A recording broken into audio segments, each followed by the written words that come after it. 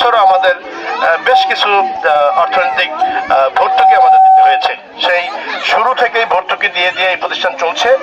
ইনশাআল্লাহ আল্লাহ যদি চায় চলবে। তারপরেও আমরা আমাদের সীমাবদ্ধতার মধ্য থেকে আমরা চেষ্টা করছি আপনাদের এই প্রতিষ্ঠানটির মাধ্যমে এই এলাকার জনসাধারণকে যদি সামান্য একটু শিক্ষার আলো ছড়ানো যায়, সেই উদ্দেশ্যটাকে সামনে রেখে আসলে এই প্রতিষ্ঠান দীর্ঘদিন যাবৎ চলছে এবং চলবে ইনশাআল্লাহ আশা করছি। আজকে আমরা সকাল থেকেই যে ক্রীড়া, পরে বিকেলে আমাদের যেমন খুশি তেমন সাজো, এরপরে কবিতা আবৃত্তি, কোরআন তেলাওয়াত প্রতিযোগিতা এবং গানের আসর ছিল। তো সেই ইভেন্টগুলো শেষ হয়েছে। এখন আমরা পুরস্কার বিতরণ অনুষ্ঠানে চলে যাব। তো ঠিক আগ মুহূর্তে আমাদের মাঝে অল্প সময়ের জন্য হলেও আমাদের মাঝে এই প্রতিষ্ঠান, আপনাদের এই আয়োজন এবং আপনাদের পাঠদান সহ সকল বিষয়ের উপরে একটু কথা বলবেন নড়িয়া উপজেলা প্রেস ক্লাবের সভাপতি। আয়ারল্যান্ড মডেল একাডেমি কর্তৃক আয়োজিত আজকের এই বার্ষিক ক্রীড়া প্রতিযোগিতা অনুষ্ঠানে উপস্থিত সবাই অভিভাবক বৃন্দ এবং মঞ্চ উপবিষ্ট রয়েছেন অতিথিবৃন্দ। আমি আপনাদের প্রথমেই শুভেচ্ছা জানাচ্ছি। আজকে যারা শিশুরা যে খেলাধুলা অংশগ্রহণ করেছেন ওদেরকে আমি ধন্যবাদ জানাই, কৃতজ্ঞতা প্রকাশ করি মাহবুবের প্রতি। তিনি এই আপনাদের এখানে শিক্ষার আলো ছড়িয়ে দেওয়ার জন্য যে উদ্যোগটি গ্রহণ করেছে, যে স্কুলটি প্রতিষ্ঠা করেছে, ভবিষ্যতে এই স্কুলটি আরো দূরে এগিয়ে যাবে। সেই সাথে আমি শুধু অভিভাবকদের উদ্দেশ্যে দু একটি কথা বলতে চাই। সেটি হচ্ছে যে শিক্ষা এবং আপনার সন্তানকে আপনার মানুষ হিসেবে গড়ে তোলার জন্য কিন্তু আপনারা শিক্ষা প্রতিষ্ঠানে ভর্তি করেন এবং লেখাপড়া স্কুলে দিয়ে যান। তো সেক্ষেত্রে আমি আপনাদের উদ্দেশ্যে বলবো, অভিভাবক আপনারা যারা আছেন তারা আপনাদের শিক্ষক বাচ্চা আপনার প্রাতিষ্ঠানিক শিক্ষার মধ্য দিয়ে কিন্তু বিশ্বকে দেখার যে আবির্ভাব সেটি তারা দেখতে পাবে। কিন্তু এই প্রাতিষ্ঠানিক শিক্ষার সাথে কিন্তু আপনাদের সুশিক্ষা নিশ্চিত করতে হবে।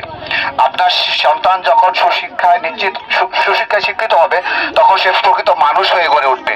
আর যদি আপনার সন্তান শুধুমাত্র প্রাতিষ্ঠানিক শিক্ষার গণ্ডির মধ্যে থেকে যায়, সুশিক্ষা যদি সে গ্রহণ করতে না পারে, তাহলে কিন্তু সে প্রকৃত মানুষ হিসেবে গড়ে উঠতে পারবে না।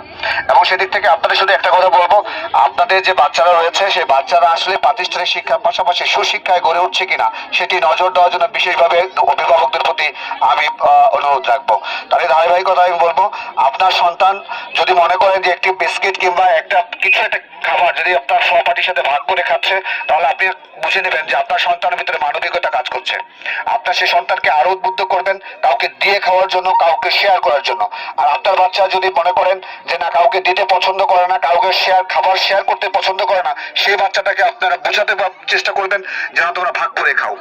এই জিনিসটা যদি আপনার সন্তানকে ছোটবেলা থেকে গড়ে তুলতে পারেন, তাহলে ভবিষ্যতে আপনার সন্তান সুশিক্ষায় শিক্ষিত হবে এবং আপনার উজ্জ্বল ভবিষ্যৎ নিশ্চিত হবে।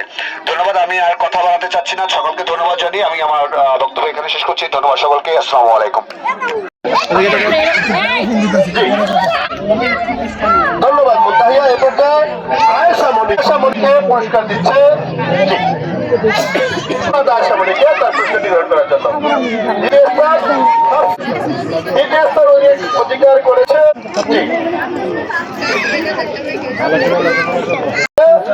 চতুর্থ স্তর অধিকার করেছে মানে সমস্যা নাকি সুলতানা নার্সারি সুলতানা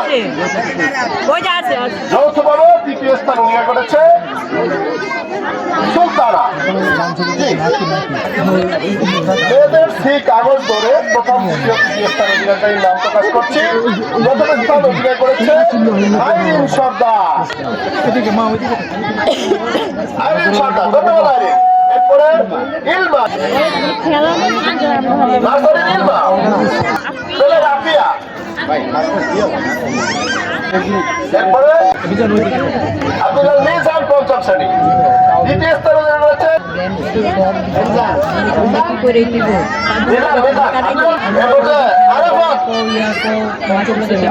আরাফাত দেওয়ান পঞ্চম শ্রেণী। আরাফাত। তাওহীদ পঞ্চম শ্রেণী।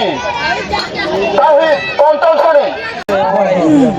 দ্বিতীয় স্থান অধিকার করেছে আরাফাত। প্রধান, আপনি যেখানেই থাকেন মাইকের সামনে আসেন। ফাহিম খান।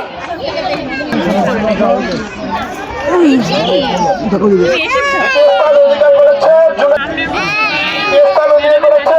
হাবিব চতুর্থ শ্রেণী।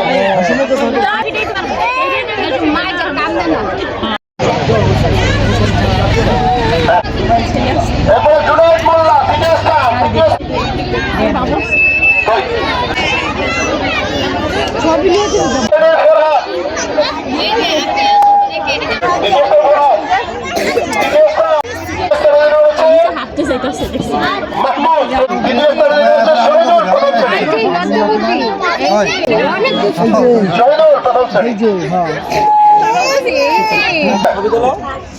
জি ধন্যবাদ ফারিয়াকে।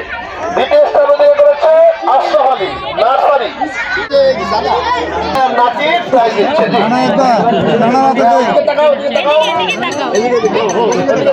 জি এরপরে ভারতকে অসংখ্য ধন্যবাদ, এত বড় বড় ক্রিয়া উনি চ্যাম্পিয়ন। জি জি সুবর্ণা এই দামি প্লেট দিয়ে বেশি বেশি ভাত খাবে আর বাচ্চাদেরকে মনোযোগ সহকারে পড়াবে। জি ধন্যবাদ। আলী ভাই গেল দ্বিতীয় স্থান অধিকার করেছে শিল্পী মুক্তা রাহেলা। মানে যৌথভাবে এখন এখানে মেহমানরা আসছে। সর্দার তৃতীয় শ্রেণী, নাদিয়া চতুর্থ শ্রেণী।